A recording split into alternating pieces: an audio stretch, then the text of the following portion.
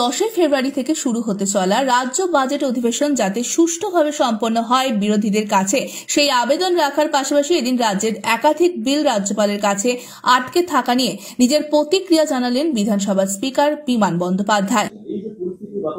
আমরা রাজ্যপালকে চিঠি দিয়েছি, সেই ব্যাপারে আমরা চিঠি দিয়েছি, এখন কোনো সদুত্তর আসেনি। কিছু কিছু বিল আছে যে বিলগুলো রাষ্ট্রপতির কাছে উনি পাঠিয়েছেন, রাষ্ট্রপতির কাছে যে বিলগুলো রয়েছে তারও কোনো সদুত্তর আমরা পাইনি। আমি প্রত্যাশা করে নিশ্চয়ই এর কোনো উত্তর ওরা দেবেন।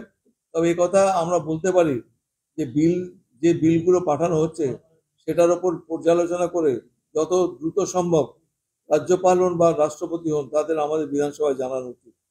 তাদের যদি কোনো রেকমেন্ডেশন থাকে রেকমেন্ডেশন সময় পাঠাবেন, বিল নিয়ে আবার আলোচনা হবে। কিন্তু বিল নিয়ে আলোচনা হওয়ার পরে বিলের যে কি কনসিকুয়েন্স হল, রেজাল্ট কি হল, সেটা আমরা জানতেই পারছি না।